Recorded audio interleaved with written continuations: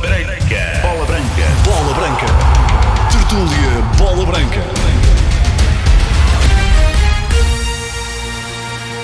Viva, está no ar mais uma tertúlia Bola Branca. Aproxima-se o Natal, mas o espírito natalício ainda não se aproximou do futebol português.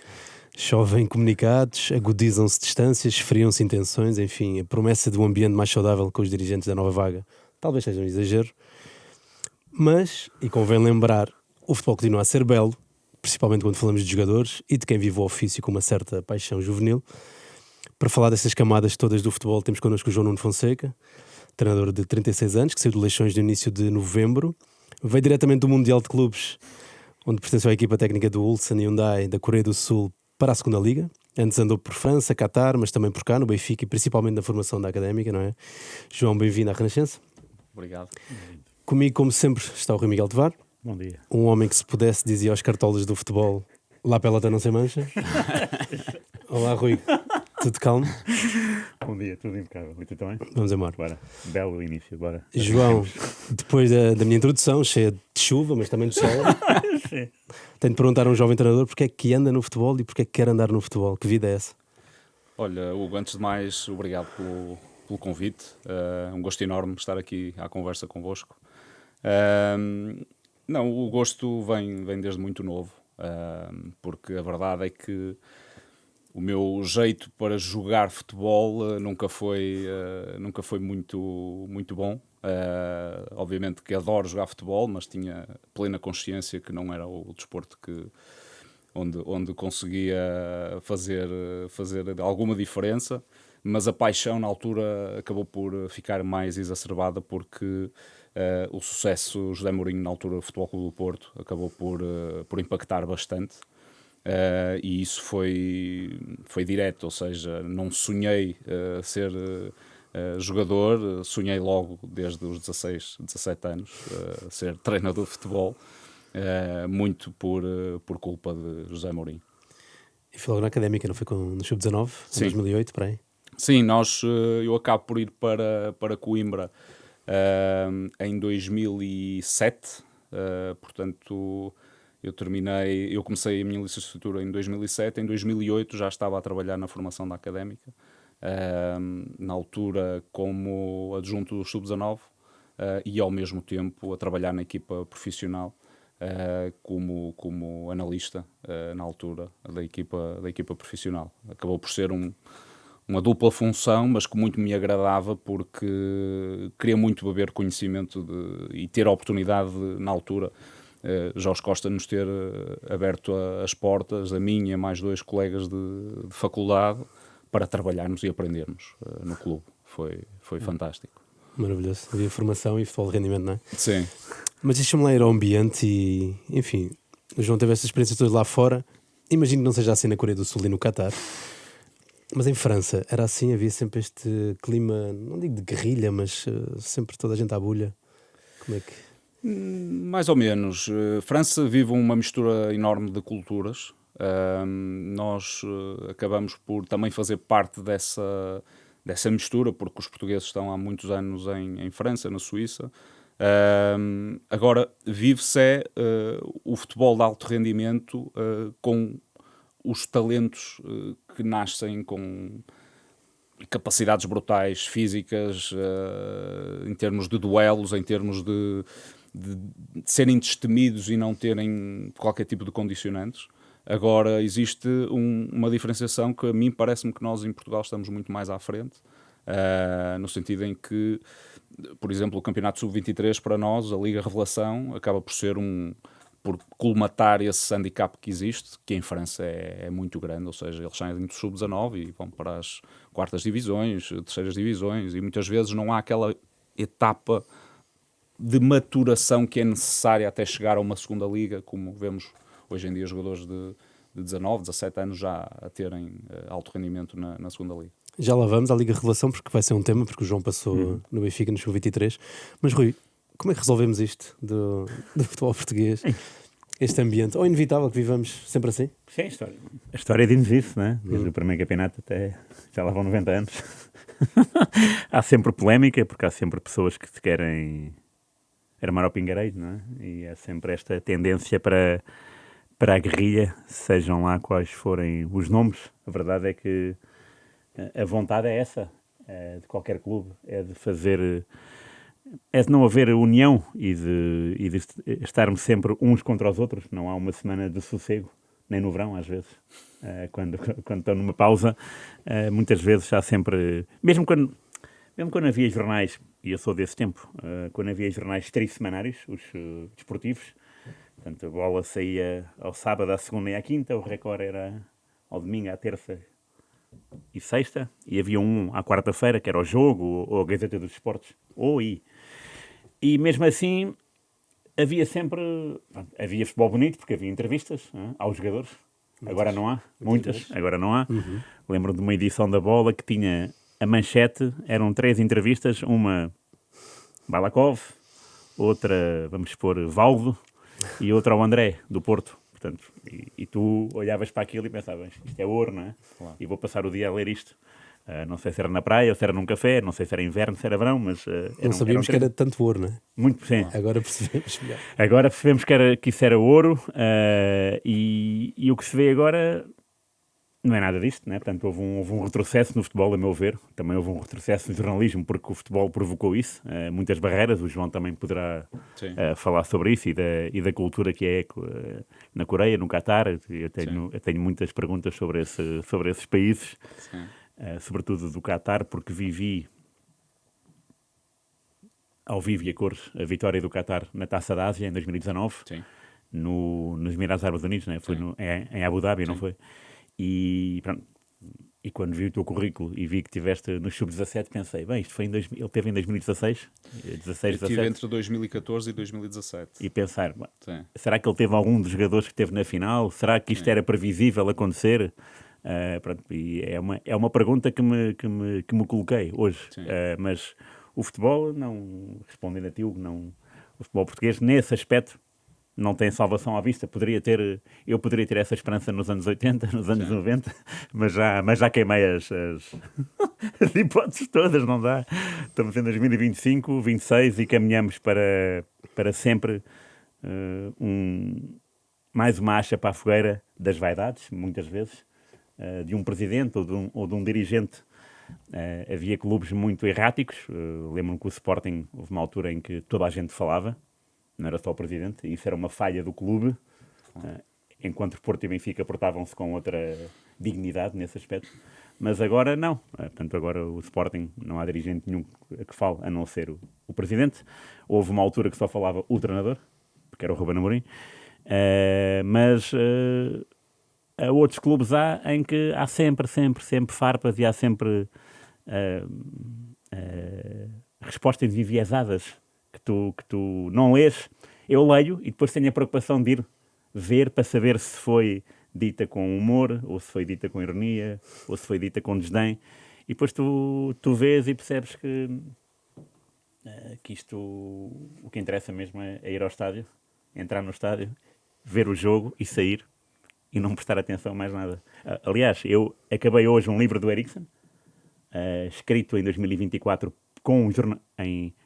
por um jornalista da terra do Eriksen. Portanto, o Eriksen nasceu numa terra muito pequena, em Torsby, e o jornalista e o Eriksen dividiram, para fazer o livro, 250 chávenas de café. Foi essa a premissa do livro, é essa. Fizemos este livro em 250 chávenas de café. E o Eriksen fala disso mesmo, que o futebol, para ele, e ele foi selecionador da Inglaterra, portanto teve o cargo mais difícil de todos que há no futebol, o cargo mais complicado, onde há mais paparazzi, onde há mais intrusões. Aliás, a esse respeito, o Eriksen disse que teve o seu telefone clonado pelo News of the World, o jornal, desde que chegou até sair. E que foi a Scotland Yard que disse, olha, o seu telefone teve clonado, o jornalista tinha acesso os jornalistas todos tinham, todos daquele jornal, o diretor, não é? Teve acesso a todas as conversas e tal como o Eriksen, o Paul Gascoigne, a imensas figuras da família real. E tu pensas, e o Eriksen dizia, ok, eu passei por imensos apuros, até porque tive imensos casos com mulheres e como é que a imprensa sabia onde eu estava naquele dia, àquela hora, com aquela pessoa, não é? Só depois é que percebeu. E ele disse, pá, mas o que interessa, o que eu levo desta vida é construir uma equipa no FK Gotemburgo e ganhou a Taça UEFA como equipa de amadores e um dos jogadores que marcou um gol na final em Hamburgo era carpinteiro, de profissão. Foi à final da Taça UEFA pelo Benfica e ganhou tudo aquilo pelo Benfica e construiu a Lazio, que é a última grande equipa. A grande equipa da Lazio é do Eriksen, né? com o Sérgio Conceição, entre outros. Sim. E o Simeone. E ele diz, é o que eu levo da vida. Agora, se eu me preocupasse com essas achas para a fogueira, eu não sobreviveria a isto. Portanto, a resposta ao futebol português é isso, é vibrar com o que temos, é ir ao estádio, e o João faz isso mais vezes do que nós, e ainda bem que o faz, e deve também sentir isso, digo eu. Sim, eu acho que em termos...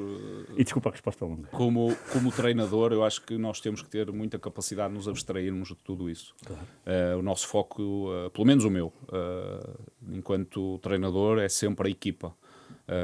Eu acho que tudo o que está à volta da equipa, nós devemos tentar criar com que a nossa, eu chamo-lhe micro-sociedade, porque o nosso balneário sim. acaba por ser uma mistura de culturas, de diferentes maneiras de ser, de pessoas com diferentes backgrounds que estão ali para ter rendimento.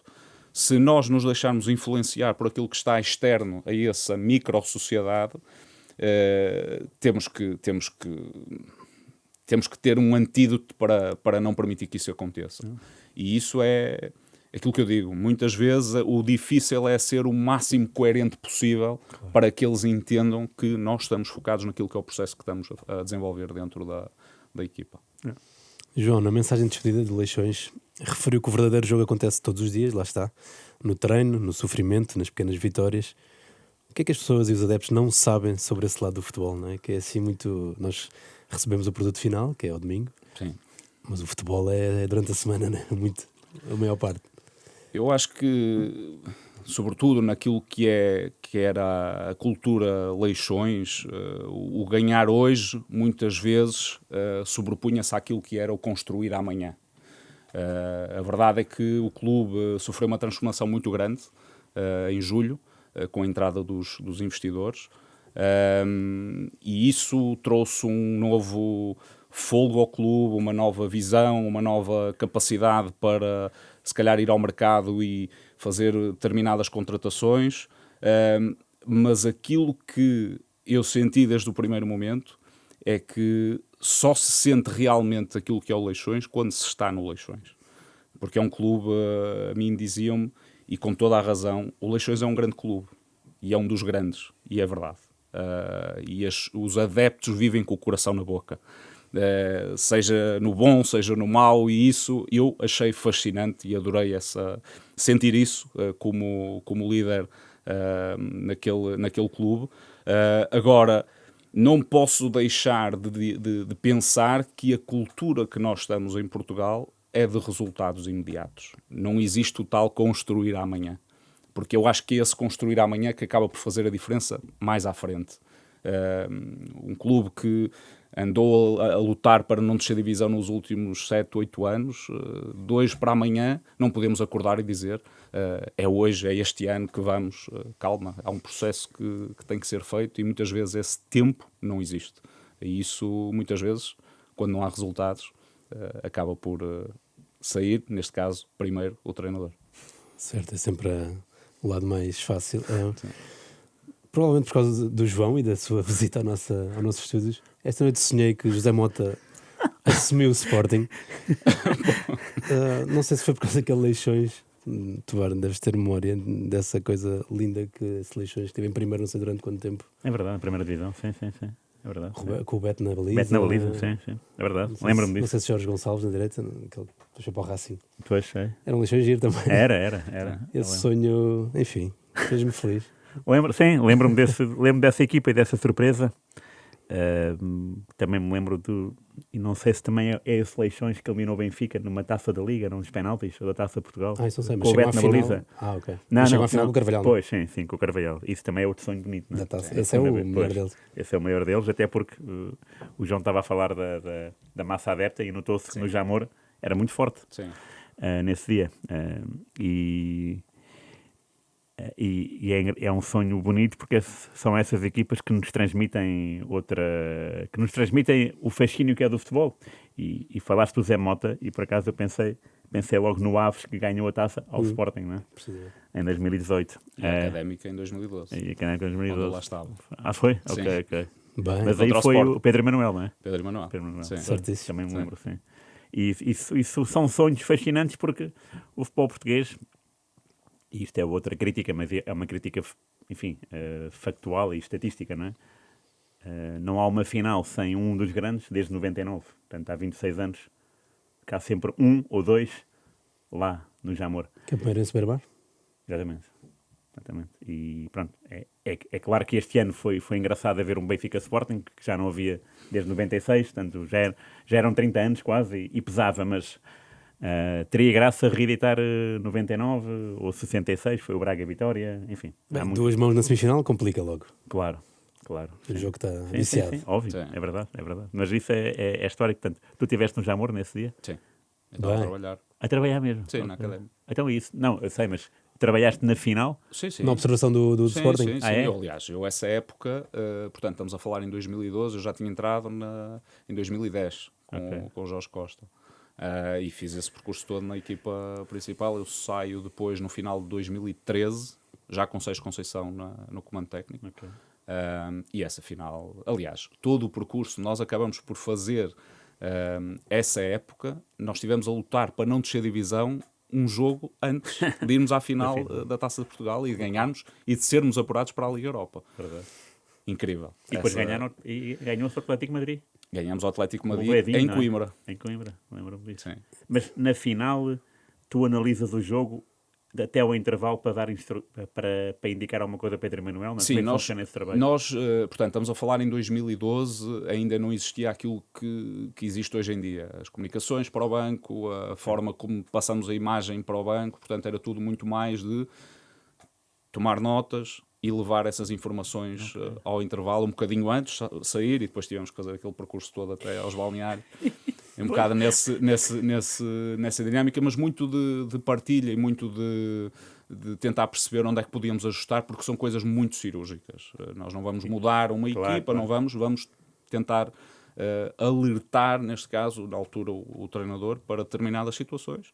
E lembras-te de alguma tua situação? Não, já passou tanta coisa, tanta coisa que honestamente... Mas o gol nasceu de uma jogada do lado esquerdo, concluída pelo Marinho no lado direito. Sim, David Era Simão. Era uma jogada planeada, uma coisa... Eu acho que muitas vezes pode-se falar no planeamento de determinadas jogadas. Eu acho que aí tocamos num ponto que é muitas vezes muito difícil de o fazer, porque as condicionantes do jogo são imensas e por muito que tu queiras fazer uma padronização de um determinado esquema ofensivo, nas bolas paradas é possível, em jogo corrido é muito complicado. Podes referenciar que se calhar na altura o lateral esquerdo poderia não acompanhar tanto o nosso ala que fosse dentro, mas a verdade é que esses pequenos pormenores é muito da criatividade dos jogadores e a leitura que eles têm no momento para atacar em determinados espaços.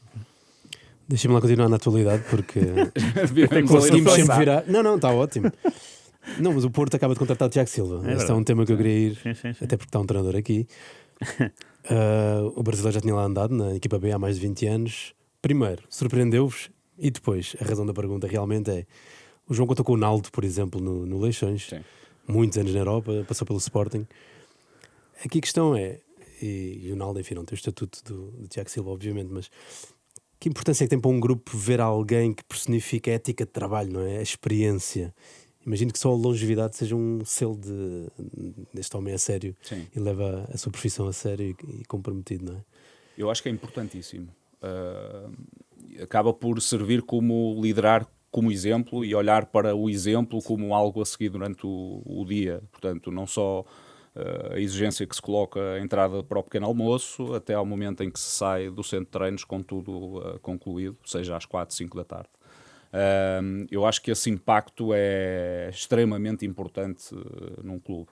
Temos outros exemplos, no Casa Pia, o José Fonte, enfim, o Otamendi no Benfica, acaba por, ainda que noutra dimensão, mas acaba por ser por ser muito importante para os clubes terem essas referências, como o Porto teve o Pep há também pouco tempo, portanto acaba por ajudar a maturar aqueles que são mais novos e que estão a fazer um percurso porque muitas vezes temos o talento todo, mas depois alguém com experiência e que já passou por diversos contextos, é importante termos alguém que ajude quem está ainda a construir esse percurso.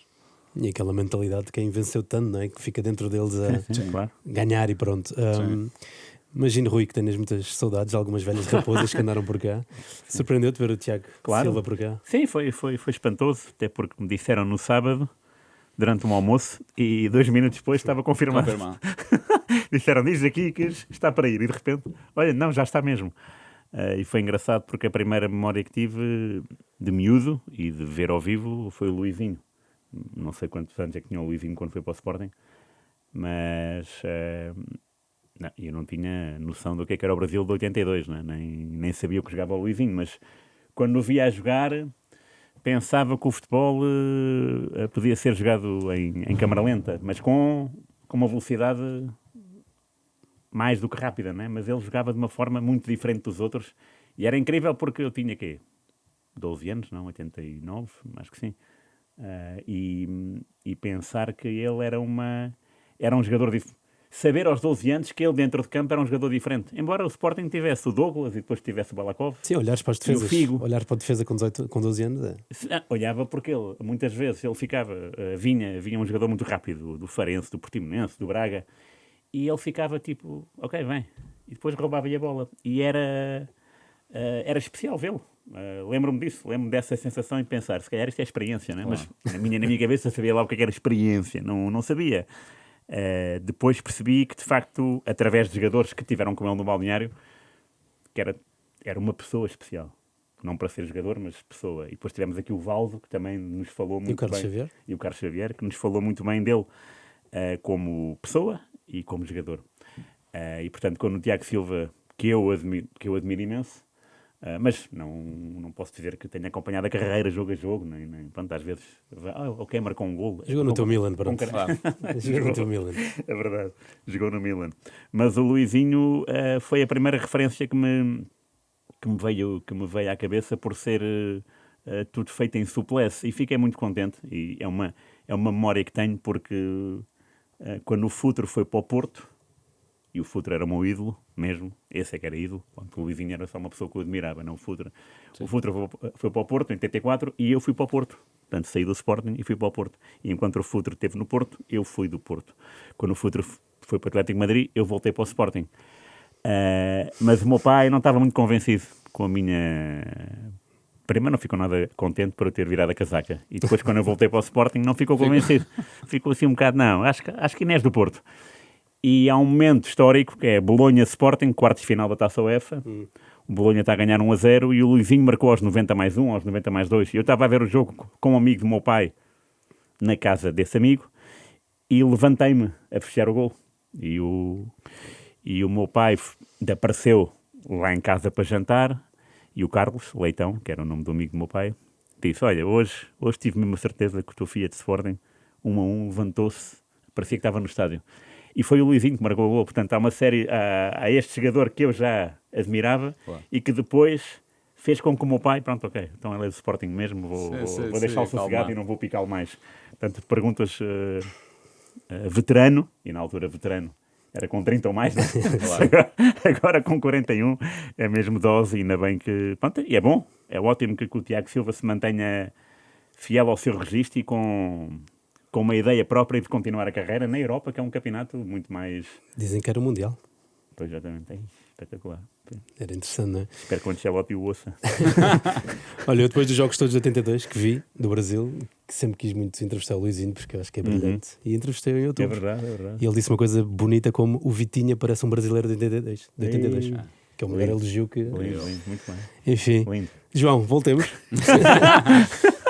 Esteve 4 meses na segunda Liga. Na semana passada tivemos cá o João Gião, treinador da equipa B do Sporting, que foi uma bela conversa. Há sempre muita incerteza na segunda Liga. Acho que é o melhor elogio que se pode fazer àquele campeonato.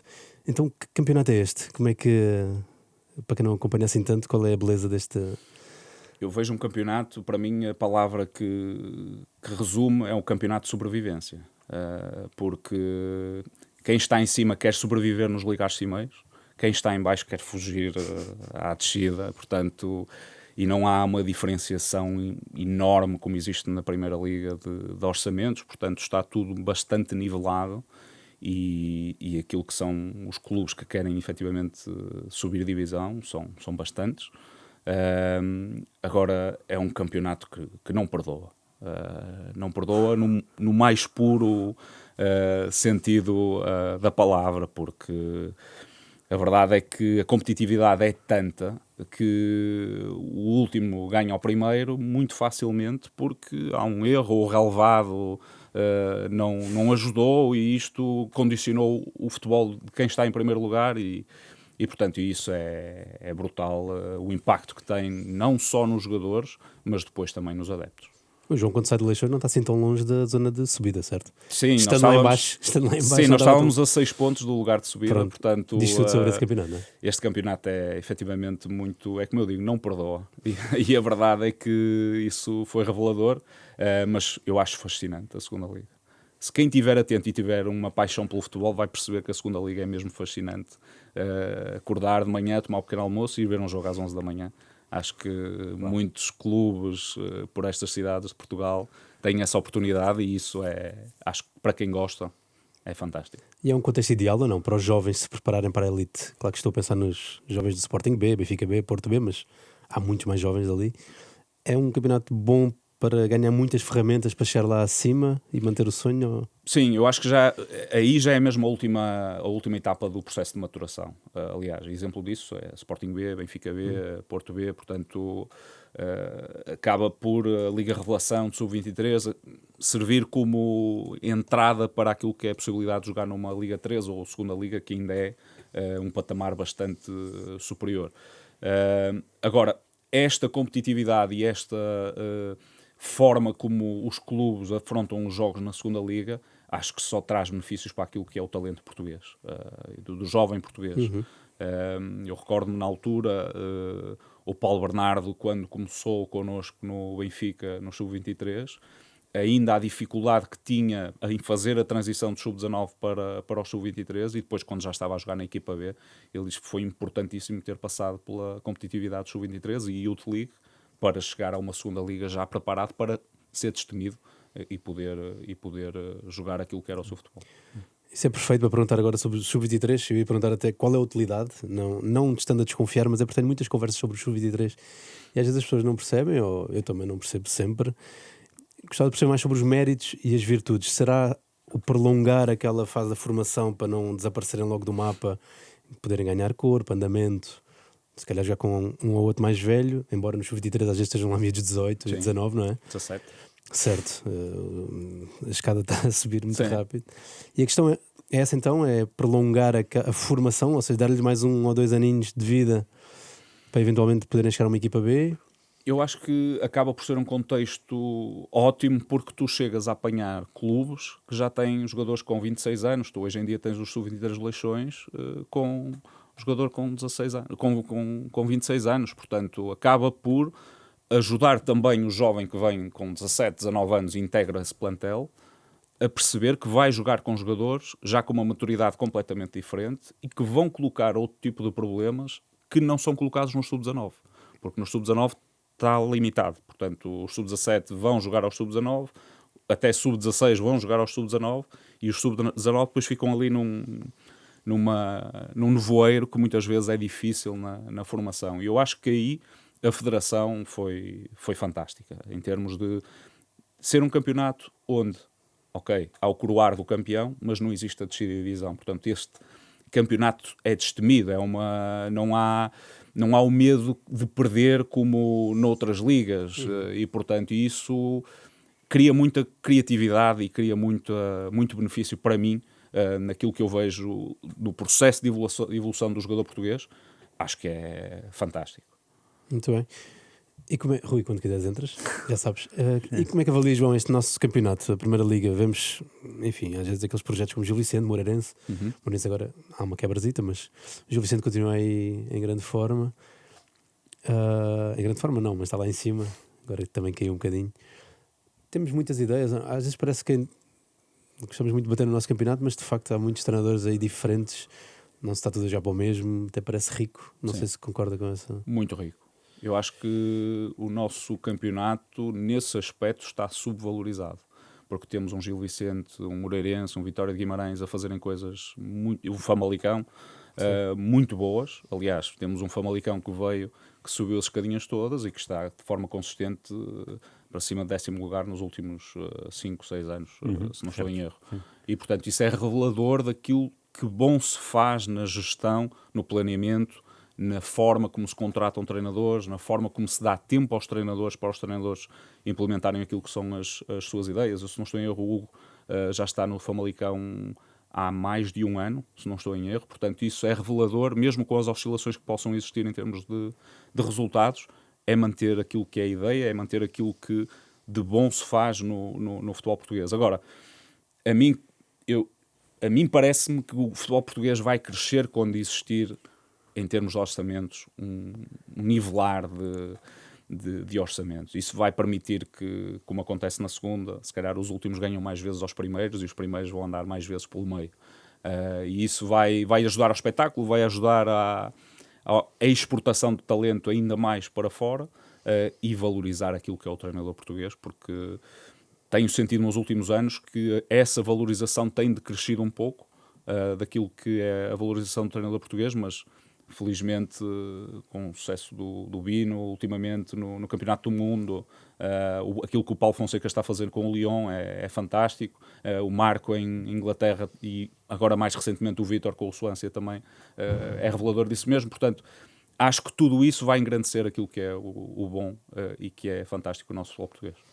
Imagino que para quem tenha começado tão jovem como treinador, ter cá Mourinho deve ser interessante. Sim. Ou não, poder acompanhar, ainda que noutra fase Mourinho já não é aquele furacão que nós vimos, mas é o Sim. Mourinho ainda, traz toda a sua bagagem. Sim, acho que é importantíssimo. Aliás, acho que para o nosso campeonato é muito bom termos alguém com o currículo de José Mourinho no Benfica. Acho que só temos que aproveitar e não criticar. Acho que muitas vezes vai-se mais rapidamente, lá está, pelo resultado, e criticar é muito rápido, pelo mal, mas pelo bem, quando as coisas estão em fase de processo, porque a verdade é essa. Vimos uma mudança de paradigma com a entrada de José Mourinho no Benfica, mas há que dar tempo para que esse processo seja feito. Não é de um dia para o outro que as coisas se conseguem fazer. Agora, retirar dividendos, ter alguém tão importante e alguém que acaba por ser uma referência para muitos treinadores no nosso campeonato, acho que mais conferências e aulas abertas houvessem com José Mourinho e com outros treinadores, que era para podermos debater ideias. Eu acho que acima de tudo, e falta, lá está, muitas vezes esse tipo de abertura por parte de alguns treinadores em quererem falar sobre aquilo que é o processo, sobre aquilo que é o microciclo, sobre aquilo que é exercícios de treino. Acho que quando chegarmos a esse patamar e tivermos mais exemplos como a quarentena da bola, que foi feito online na altura do Covid, portanto, tudo isso ajudou para que se falasse de futebol. E quanto mais se fala de futebol, mais vamos apaixonar os mais novos para que um dia possam ser eles a fazer o nosso papel. O João passou no Benfica, imagino que vai pedir uma cunha para passar uma semaninha com o Mourinho, não? Nunca se sabe. Rui, não sei se sabes, o João trabalhou no primeiro finalista da Taça dos Campeões Europeus. Ah, foi? Sim, senhor. É, boa.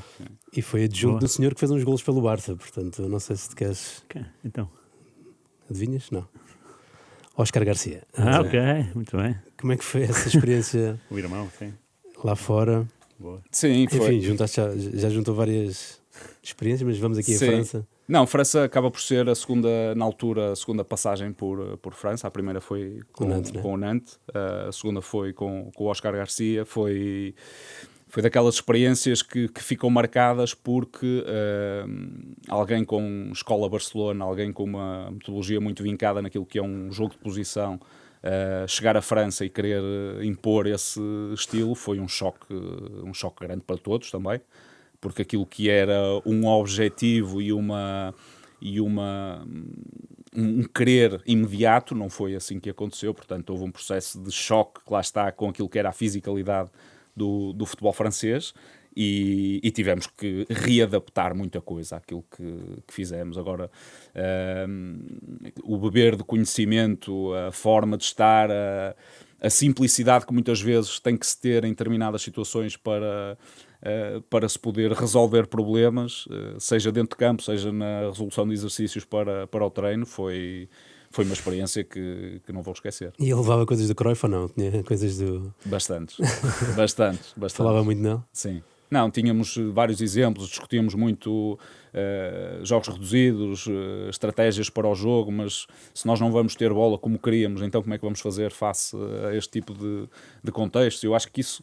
E depois lá está, era um português no meio de 3 espanhóis, num contexto francês. Portanto, foi uma experiência riquíssima e que obviamente estou muito grato por ter tido essa oportunidade. Mas após tantos anos da tal primeira final perdida, o que é que alguém falava disso? Ou é um clube que é respeitado por isso mesmo? Ou Não, nem por isso? É um clube respeitado. Aliás, há vários clubes em França que foram campeões e, portanto, o Stade Reims acaba por ser um deles, e com essa benesse de ter estado num patamar europeu de elite. Agora, naquilo que é esse respeitar vai muito também pela formação. Eu acabei por ter passado, porque passou connosco no plantel o Hugo Ekitike, que está agora no Liverpool, e esse é mais um dos exemplos da boa formação que se faz em França, e daquilo que é o talento, que é impressionante. Eu cheguei a falar várias vezes, se houvesse uma Liga Revelação em França, eu acho que França, em termos de talento, da passagem do talento, porque o talento fica ali no sub-19 e depois é muito difícil conseguir-te afirmar numa Liga 2 ou numa Liga 1. E o Hugo acabou por ser um bom exemplo, porque entrou connosco no plantel e conseguiu arranjar soluções para aquilo que iam sendo os problemas dele, e depois deu os saltos que hoje em dia se viu, e hoje vale mais de 100 milhões. Maravilhoso. Na introdução falei que o João saltou do Mundial de Clubes para a Segunda Liga. Como é que foi viver isso? Enfim, imagino que tenha dado gosto de preparar jogos contra o Dortmund, Fluminense. Sim. O treinador do Sundowns era Miguel Cardoso, com quem esteve no Nantes, certo? Sim, portanto, deve ter sido aí curioso jogar esses jogos todos. Não, foi uma experiência marcante, todo o processo, porque eu acabo por praticamente ir para o Mundial com a cabeça já fora do Ulsan, mas vou para desfrutar, obviamente, e dar o máximo no Mundial. E a verdade é que acaba por ser uma experiência fenomenal. Estar envolvido numa competição daquela magnitude, num clube que acaba por ser uma referência na Ásia, mas com alguma dificuldade em se enquadrar naquilo que é o panorama mundial, do seu ponto de vista de contratações, de nível dos jogadores, mas tudo isso serviu de experiência para numa próxima vez, quando, acredito eu, o Ulsan for a um campeonato do mundo, estar mais preparado para aquilo que é a realidade de um campeonato do mundo. Agora, a verdade é que essa passagem foi...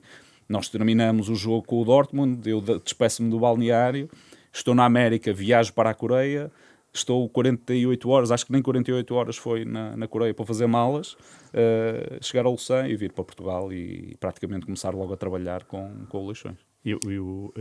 O que é o futebol sul-coreano? Porque nós temos más memórias. Portugal perdeu em 2002 e agora recentemente.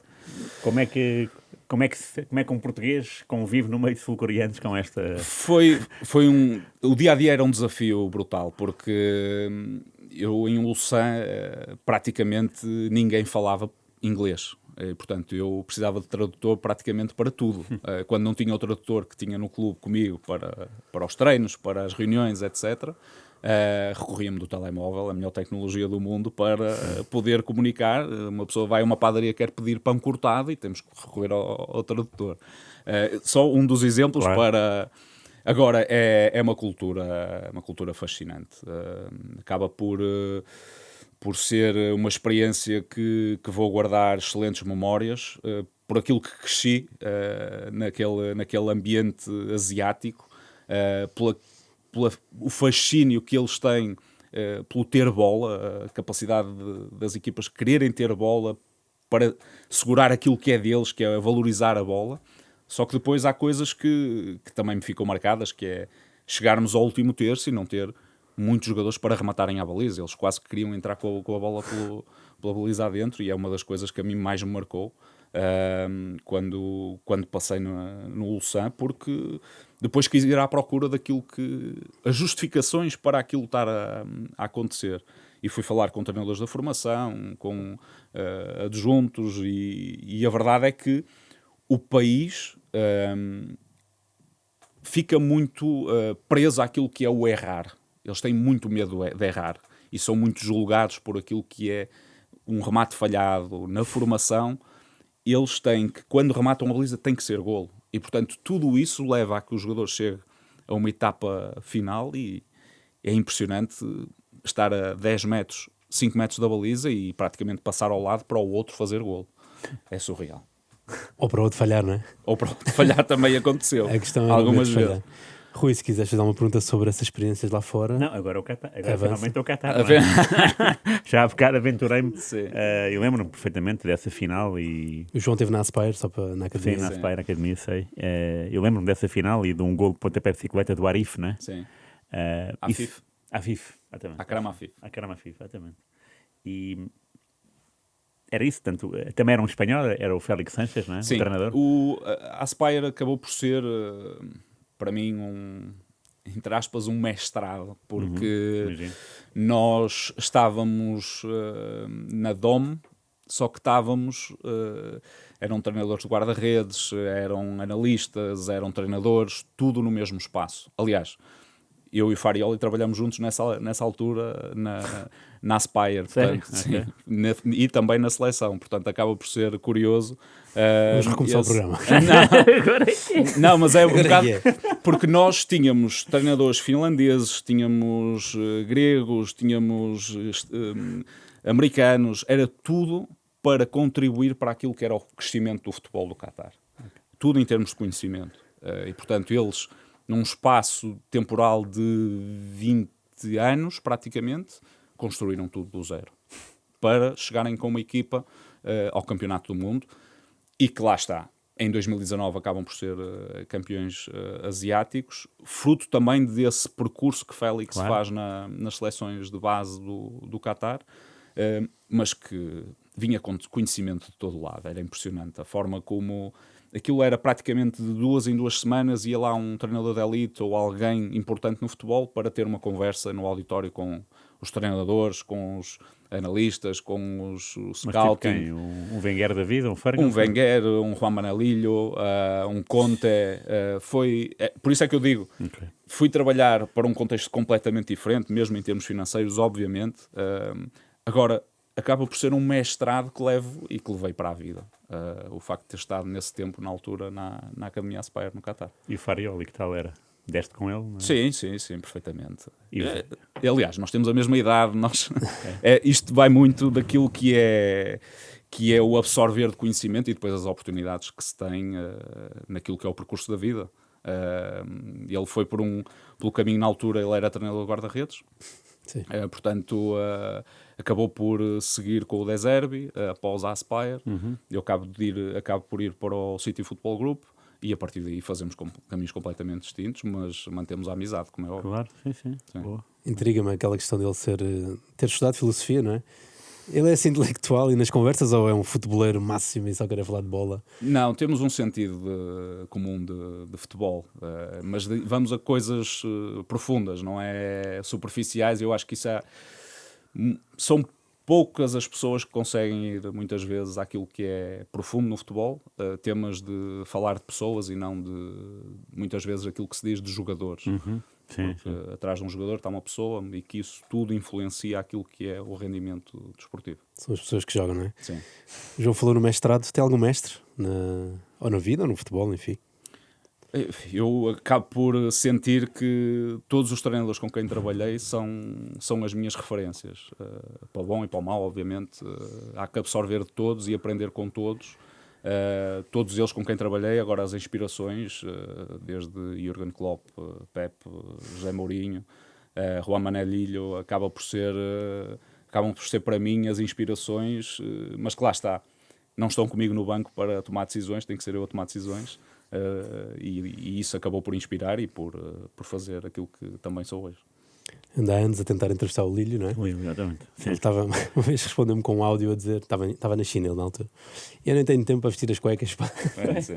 Teve muita piada, mas é um mago que é bom ouvir Sim. e ler, é muito interessante. João, estamos a terminar. O João tem 36 anos, o que é que se segue na carreira?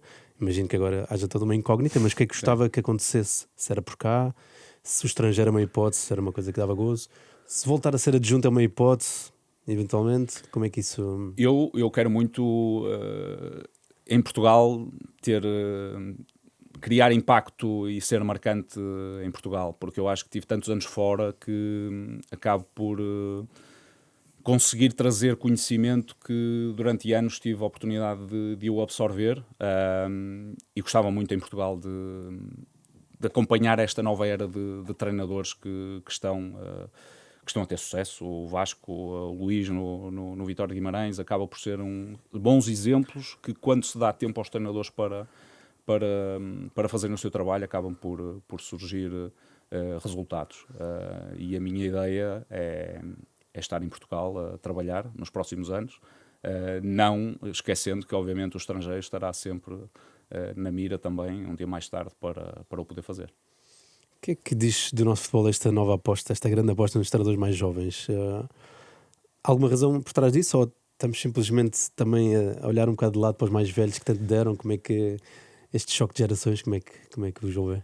Eu acho que acaba por ser a irreverência e a forma como nós, se calhar, estamos mais próximos daquilo que tem sido o acompanhamento tecnológico e também humano da sociedade. Hoje em dia temos tudo para ontem, ou seja, queremos ver uma notícia que está a acontecer neste momento na Coreia do Sul e temos a notícia na palma das nossas mãos. E, portanto, esta facilidade que, se calhar, o treinador jovem tem em estar próximo do jogador e saber lidar com este tipo de personalidades que vive muito do momento e vive muito daquilo que é o agora, acaba por ser importante naquilo que é o processo nos clubes, e acho que cada vez mais, lá está, fruto daquilo que José Mourinho nos deu, na altura, com o sucesso que teve, acabou por inspirar muitos jovens, eu incluído, para que hoje sejamos treinadores aos 30 ou 36 anos, como é o meu caso. 5 10 começam mais novos. Sim. Há treinadores de 21 anos. Bem, o Nagelsmann já assumiu o Hoffenheim logo aos 28, acho eu. Rui, mais alguma... Boa pergunta. Boa pergunta. Eu perguntar alguma coisa. Não, tem. Eu lembro-me, tu acompanhaste essa Taça da Ásia nos Emirados, não? Sim. Eu lembro-me que eu, quando lá estive, havia imensos problemas. A seleção Qatari foi proibida de aterrar nos Emirados Árabes Unidos e até havia um vice-presidente da Federação Asiática do Qatar que foi obrigado a entrar pela Jordânia por autocarro, tal como a seleção. Sim. Porque havia uma guerra política entre os Emirados e o Qatar. De que maneira é que isso mexe com o jogador Qatari, que não sei como é que é o jogador Qatari, de cabeça e de... Porque aquilo pareceu-me, eu vi a meia-final e a meia-final foi uma coisa... Bem, eu nunca estive num estádio com tanto medo. Emirados Árabes Unidos, Qatar, 0-3. O Roró, que é português, o lateral direito, estava na segunda parte a jogar do meu lado, digamos. Bem, ele foi isqueiros, chinelos. Aliás, o jogo acabou e os suplentes do Qatar tiveram, os suplentes e os titulares, de sair a correr e foram apontapeados e com caldos, e parecia um corredor humano da escola, né? No liceu. De que maneira é que essa vitória foi uma vitória de tudo? Teve várias dimensões. Completamente. Eu não sou Qatari, nem sou dos Emirados Árabes, nem nada. Eu fui lá ver o jogo. Fui ver as meias finais. O Japão até deu 3-0 ao Irão do Carlos Queiroz, de uma forma muito simples. E o dia seguinte é que foi outra meia final. E depois vi a final. E fiquei do Qatar. Porque isto era indiscutivelmente a equipa mais desprezada. Aliás, o Pedro Roró, o lateral direito português, deu muitos bilhetes amigos dele, que trabalhavam em restaurantes e casinos dos Emirados Árabes, que foram proibidos de entrar no estádio porque tinham bilhetes do Qatar, não é? É inaceitável tudo. Eu acho que tudo acabou por ser um confluir de emoções, sejam elas políticas, sejam elas... E isso serviu de combustível para muita coisa, porque a verdade é que estava-se a formar na altura aquilo que seria a equipa que ia defrontar e jogar o Campeonato do Mundo no Qatar. Portanto, a preparação já começou na formação, na altura, como eu disse, na Aspire, em todo esse processo que foi feito, e que tudo levou para que eles, felizmente, tivessem ganho esse campeonato. Agora, eu não tenho dúvidas que quando se reúne condições financeiras, estruturais, que permitam ao jogador, em várias dimensões, ser direcionado para aquilo que é rendimento e ao mesmo tempo, com esse rendimento, não deixar de ser aquilo que ele é, acho que estamos muito próximos do sucesso e da elite. E isso acabou por acontecer com o Qatar. Fiquei com pena, obviamente, do desempenho no Campeonato do Mundo, porque em nada levava para que isso fosse acontecer daquela forma, mas acredito que a reflexão foi muita, e tanto é que agora estão novamente na fase final do Campeonato do Mundo no próximo ano. Foi incrível, foi intimidante também a final. Ok. Eu estava a filmar uns incidentes durante o jogo com o Roró e fui impedido. Fui aconselhado não é? E eu guardei o telemóvel. Okay? Porque aquilo era só pessoas de branco, não é? Sim.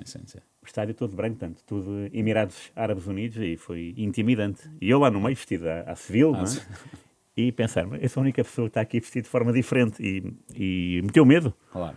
Meteu medo, e nem quero imaginar os jogadores, mas a capacidade de superação foi algo que só se vê no Rocky contra o Rocky Balboa, contra o Dolph, contra o Ivan Drago, né? Daquelas coisas que eles são muito destemidos, e o facto de serem destemidos permitiu-lhes chegar a esse jogo e conseguirem serem eles próprios. Eu acho que isso é notável, e foi um confluir de muita coisa que serviu de combustível para chegarem e vencer. E depois na Copa América até tiveram um comportamento mais ou menos. Não empataram com a Argentina, não? Já não me recordo, mas perderam fizeram 0 só, mas tiveram... Sim, foram competitivos. Exatamente. Sim, coisa que não foram no Campeonato do Mundo. Nem mais, isso mesmo. E porquê é que não foram? Por jogar em casa, será? Muito tempo de preparação juntos. Era uma das coisas que acabava por... deixar de serem pessoas, ou seja, estavam no sentido em que era só rendimento durante os 6 meses antes até chegarem à competição. E isso acabou por ser determinante. Bom, de Doha e do Campeonato do Mundo, lembro-me de senhores locais a passear com falcões no braço. E tens situações em que esses senhores levam nos aviões, no lugar passageiro, os falcões. Cheguei a viajar várias vezes. Incrível, 2, 3 fileiras com os falcões no sítio das pessoas. E nenhum deles era o Radamel. Certo, eu fui a um veterinário e vi como eles tratavam os falcões. Milhares de euros custam eles. Incrível. A nossa tertúlia Bola Branca fica por aqui. Os cuidados técnicos que foram da Beatriz Garcia e da Beatriz Pereira. Quero agradecer muito ao João Nuno Fonseca. Foi uma maravilha. Obrigado. Rui, para a semana a mais. Feliz Natal para todos. Obrigado. Um abraço. Feliz Natal a todos. Obrigado.